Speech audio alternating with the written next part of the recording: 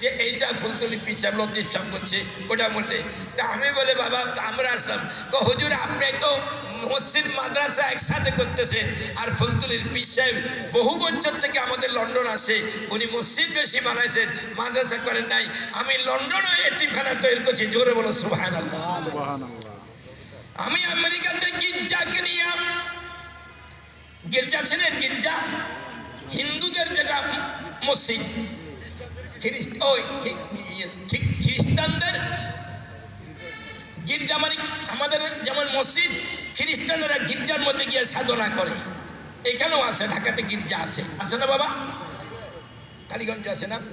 তো আমি নিউ ইয়র্কের মধ্যে ব্রুকলাইনে গির্জাকে নিয়ে ৬০,০০০ পাউন্ড দিয়া আমি গির্জাকে নিয়ে সেখানে মসজিদ এবং মাদ্রাসা তৈরি করছি, জোরে বলো সুবহানাল্লাহ।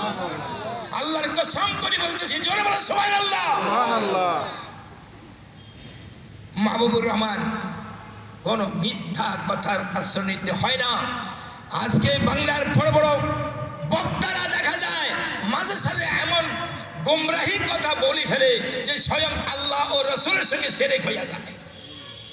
আপনারা সব বক্তা দেখি বলতেছি, এগুলা যাদের জন্য প্লেন আরি গাড়ি তৈয়ার হয়ে আছে, এগুলা সব একমাত্র দলের ফান্ড কোটি কোটি থাকার কারণে এই সুযোগ সুবিধা পাওয়া যাচ্ছে।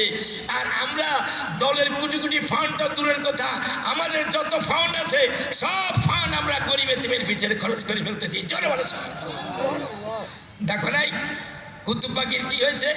একটা গেটের মধ্যে আমি কয় টাকা খরচ করি, দেওয়ানবাগি একটা গেটে কয়েক লাখ টাকা খরচ করছে, শেষ মাহফিল করতে পারলো না, লোক এসে ভেঙে দিল সেদিন তোমাদের ঘরের কাছে।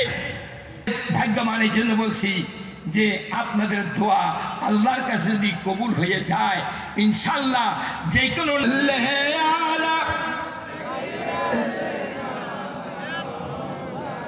सोबार कर चुका है तू इम्तिहा हमारा। সুবহানাল্লাহ। এখনকার কবিরা কি কয়, আর আল্লামা ইকবালের কবিতা